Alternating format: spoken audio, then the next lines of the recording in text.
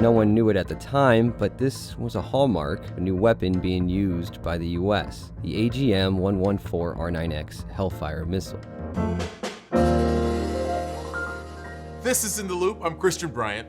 Even as the US finally pulls out of Afghanistan, that doesn't mean it's done with its so-called forever wars that have kept the US tied up in the Middle East for decades. That's mainly because of these things. The US fleet of drones isn't going anywhere, and that means neither are reports of civilian casualties from those drone strikes. A count from the Bureau of Investigative Journalism estimates between 910 and 2,200 civilians have been killed from 2010 to 2020. This includes drone strikes on things like wedding processions in Yemen or farmers tending their fields in Afghanistan. The number of drone strikes conducted ballooned under President Obama's first term. In his second term, he started scaling that back a bit, setting up restrictions on how they were conducted. My hope is that by the time I leave office, there is not only an internal structure in place that governs these standards that we've set, but there is also a institutionalized process whereby the actions that the U.S. government takes through drone technology are consistently reported on an annualized basis. But those restrictions, including reports on casualties from strikes, were eventually scrapped or loosened under President Trump. So now the question is, in what direction does President Biden plan to take the U.S. drone program? Major changes seemed likely in his early days of office. Jake Sullivan, National Security Advisor for Biden, issued a temporary order that clamped down on the military's ability to take drone strikes right off the bat on January 20th. That order pretty much prevents any strikes without first getting the go-ahead from the White House. In the months since, we've seen far fewer drone strikes than from the previous administration. In fact, watchdog groups say strikes have been at historically low rates, at least so far. Still, the Biden White House hasn't brought the added transparency human rights monitors we're hoping for. It's an open question whether President Biden is going to do the right thing and increase transparency and accountability for this program and restore and ideally strengthen the rules that the Obama administration implemented. And we've seen some signs that suggest that President Biden is not going to do the right thing. One theory from experts, the hold on added transparency and the overall lack of airstrikes may simply be a reconfiguring period for Biden, while the White House figures out how exactly to shake up Trump-era drone policies. So US drone warfare has gone through a lot of changes over the last few years. One change has largely flown under the radar. That's the addition of a new weapon in the US drone arsenal, sometimes called the Flying Ginsu. The Hellfire R9X missile is an uncommon missile that's been used mostly in Syria since 2017. Newsy's Jake Godin and our Emmy-nominated Newsy Bellingcat series took an in-depth look. On a late February morning in 2017, an al-Qaeda deputy leader was traveling through a small village in Syria's Idlib province. Suddenly, his car was hit with a drone strike. But there was no explosion. Instead, the roof of the vehicle was caved in, with parts of it sheared like a razor blade went through it. The strike was a success, killing the deputy leader. No one knew it at the time, but this was a hallmark, a new weapon being used by the US, the AGM-114R9X Hellfire missile. Since then, the R9X has been used multiple times throughout Syria and at least once in Libya and Afghanistan. It's also reportedly been used in other nations like Somalia and Yemen. It's a bold and bizarre new weapon in the US arsenal. Finding and analyzing images and video with our partners at Bellingcat shows us how the weapon has been used and how it could impact the future of America's drone warfare. The R9X is rarely used. Since 2017, there have only been 11 incidents where it is thought to have been utilized. Most of these strikes targeted leaders of al-Qaeda or al-Qaeda-affiliated groups. According to a 2019 report from the Wall Street Journal, both the CIA and Department of Defense use the R9X, and it has been used in countries where the US has active counterterrorism operations in. While non-explosive or inert munitions aren't new, the R9X is.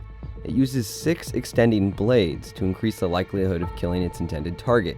The fact that it's inert is meant to minimize civilian casualties. The U.S. drone program has a well-documented history of civilian casualties. Even the highest U.S. government estimates are significantly lower than death totals compiled by watchdog groups. One estimates a maximum of 801 civilian deaths. But while this idea of a non-explosive missile may seem good on its face, there's been a steady stream of criticism about the R-9X. Human Rights Watch was quick to point out that the issue with many strikes is that they have the wrong targets. The R-9X is only going to be as good as the intelligence used to guide it. Even if the U.S. determines it wants to kill a particular person, that doesn't mean that it can legally do so. Under international law, you can't just go out and kill somebody because you think they might be a security threat. Though it's worth noting, of the incidents that we've identified, there's been relatively little collateral damage shown in pictures and video from the area. In the earliest strike identified, the one from February 2017, only the car and some bits of the roadway were damaged and the target was killed. Other strikes follow a similar pattern. Typically, a vehicle is photographed with its roof caved in, with distinctive cut marks in it. Sometimes there are 1 or 2 small craters in the road, showing where the missile or missiles impacted before the vehicle rolled to a stop or crashed. Large remnants from the missile are rare. In one case, after an incident outside the Syrian city of Idlib, a large remnant was salvaged and filmed. On it, you can see the label of the missile, AGM-114R9X. The orange ball is another clue, something that the Drive's war zone has identified as a pneumatic accumulator, or the part of the missile that controls the fins. It is featured in other Hellfire variants as well. No blade has been fully intact after the impact, but what is thought to be partial blades have been pictured among the remnants from other strikes, such as this one from December 3rd in 2019 outside of a small city in Syria's Idlib province. The R9X has yet to be used in 2021, at least from what visual media is available online. It may have something to do with President Joe Biden's administration's attempts to tamp down on forever wars, but drone strikes are still happening, albeit more slowly than in previous years. As recently as July, the U.S. conducted a more conventional drone strike in Somalia against al-Qaeda's affiliate there. The R9X could bring a new dimension to the debate over U.S. drone warfare, and whether it can ever truly be free of collateral damage and human rights concerns.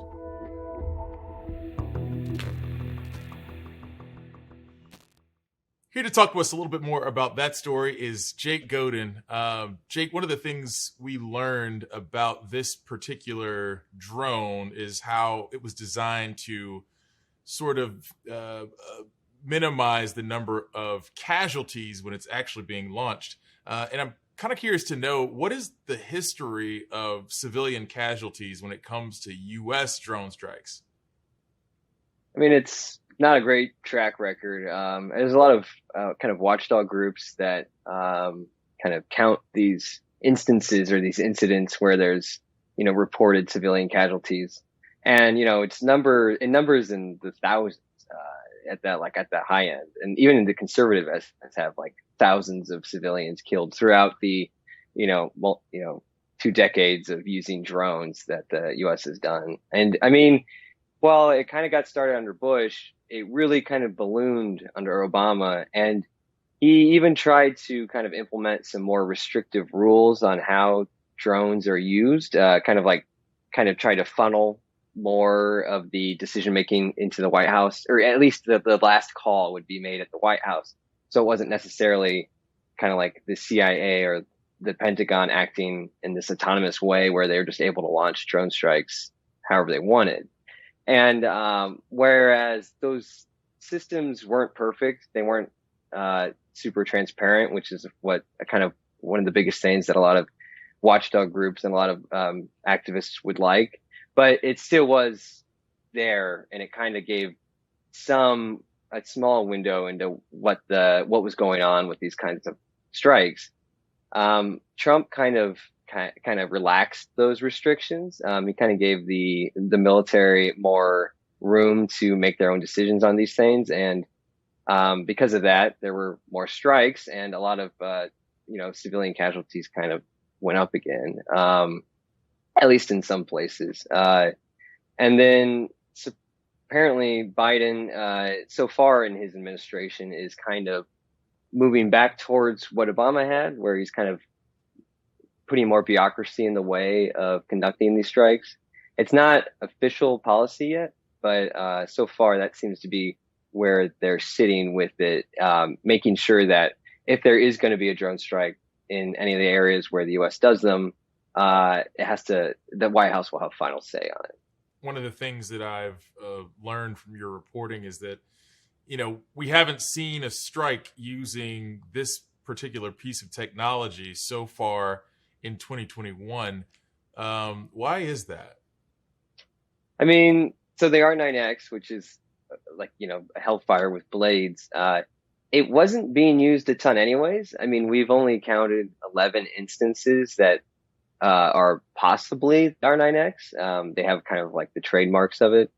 But and the last one that we counted was in December of 2020. So why we haven't seen them yet in 2021, it could be that maybe, there hasn't been a target that they've wanted to hit yet, or maybe it has to do with this kind of restrictions that the Biden administration has put on kind of these drone strikes, where it's just kind of making it harder to do them because there's kind of like a holding pattern going on with conducting these kinds of strikes in order to kind of recalibrate the previous administration's policies on how they were done.